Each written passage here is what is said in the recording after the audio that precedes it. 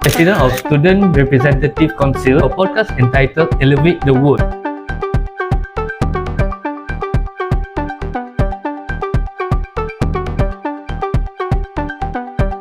Hey there people, on this episode we have two panelists. Let me introduce them to you.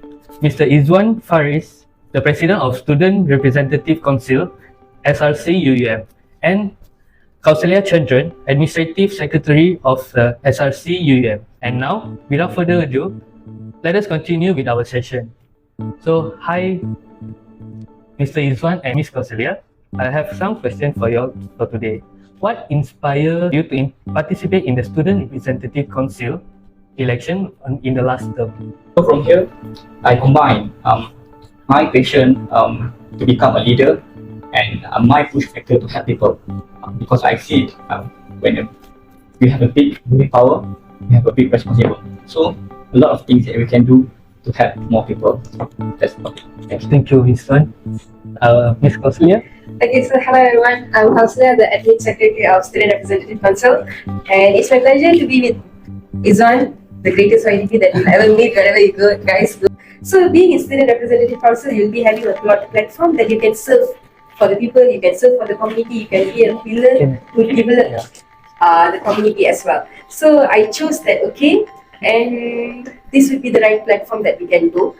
And yeah, so my vision and mission to serve community, particularly SCFT students, and to serve as much as I can in welfare, in academic matters, and to raise up many leaders. Because during leadership, Izwan is always say this one sentence: leaders don't create followers; they'll create many leaders. So to wrap up, that is the reason that why I want to see myself as a leader in SRC. Moving on to our next question. What did you experience as a student representative council before as a leader? May I start first? Yeah. Actually, thank you, Kenneth, for the wonderful question. It's been a tough year, right? A lot of challenges for us here in MPP. But again, it's back to my trust. I always believe that in UUM, it's not about only MPP. Right? At least we have 20,000 students here in Sintok campus. I strongly believe, like Kausi said just now, as a good leaders, we need to create more leaders. For information, Kenneth, we have around 140 clubs here in UUM. So that's all about the student leaders itself. So become one of the SRC. It's not about us, it's all about all of us here in UUM as student leaders. Right. So when it comes to again, a lot of challenges when it comes to handling an issue and about student welfare here in UUM.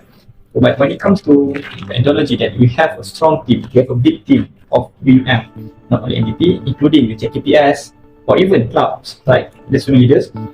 So that's what we call brings me to become more passionate, to become what we call strongly raising any issue for the sake of students. So the challenge is there for sure, but when we do it together, nothing is impossible. Thank you, Izwan. What about Ms. Kausalya? But as Izwan said, with the help of the team, so I learned that with teamwork and healthy leadership, and the last is being visionary. If you're being visionary through leadership, our vision is we want to enhance student welfare. We want to give a right hand to student welfare. So I learned a lot how to handle things professionally and personally. There are some things in leadership you need to bring up too professionally because we are handling with management. Can you share with us a situation where you had to advocate for the student interests and how did you navigate the challenges involved? Thanks. In order to handle challenge. I always remember this.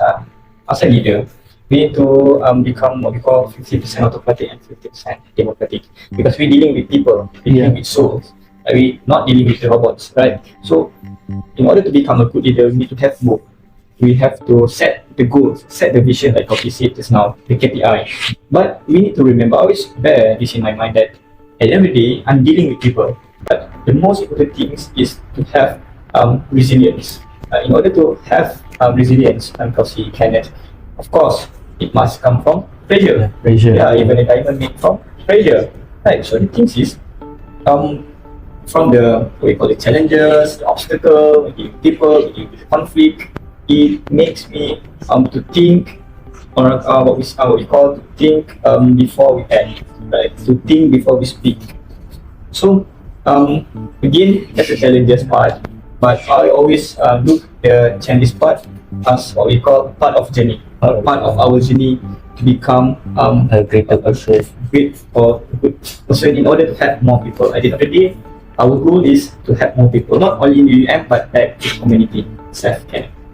Thank you, Izwan. What about Ms. Kausalya? Okay, actually, this question is quite technical for me to answer. Okay, so talking about the scenario that I faced during my MPP tenure, in my school, especially, we do have limited number of seats for students because that we do have insufficient quota for certain subjects. But in that case, the student who enroll in that course for that batch is a lot, which means we don't have a student that adequate for the particular course and there's insufficient quota. So every year, this was the same problem that facing by my school. And what we did is, when this issue was arising in my school, I had a talk with my dean. We called up for a meeting, we set up a meeting with the respective deans, the TDs and everyone. I spoke. This is the problem that we are really facing, what we can do. And at that point I realized, no matter whatever challenges you are facing, but if you literally had a seat, you talked in a professional manner, we all expressing in the what are the problems that we are going on. Actually, this communication is very, very important in leadership.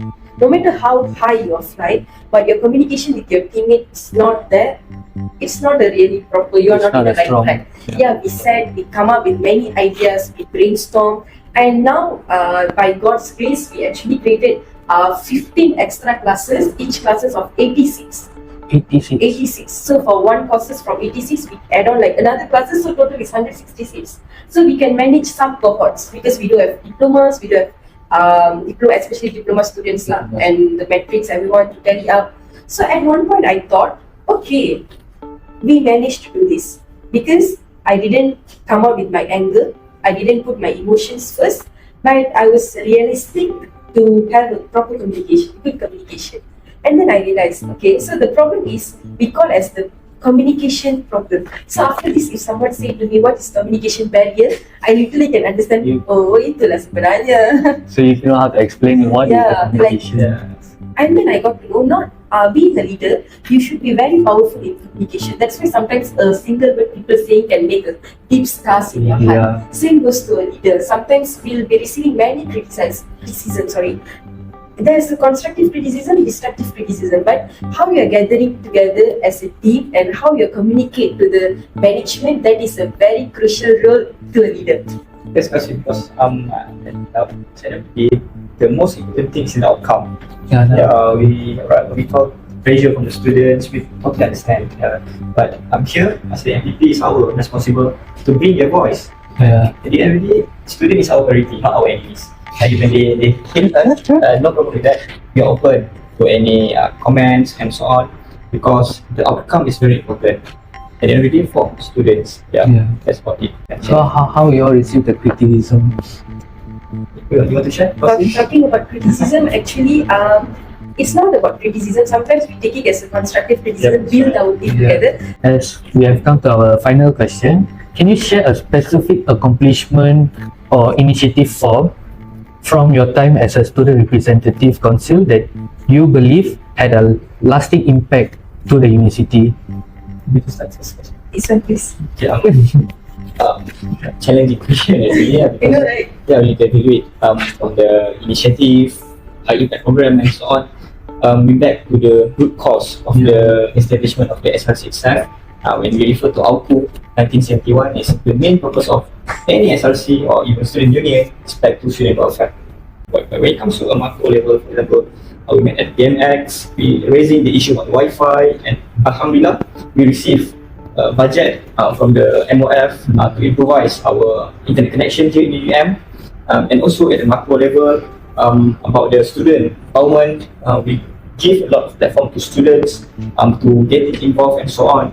So that's the thing, Kenneth. From the small things until the macro level, that's all our focus here as the SRC to help students. That's it. That's not specific. Just focus on the specific. I can say the bus, the bus really the food really bank, help. bag bank. initiated by our SRC.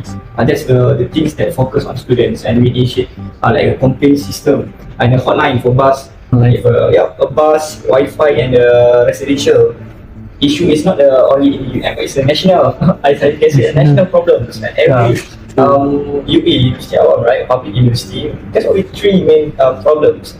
Like I said, Wi-Fi, bus, and the third one is the residential. But here, Alhamdulillah, in this year, UM, we overcome. So with that, we have come to the end of the podcast title of Elevate the World.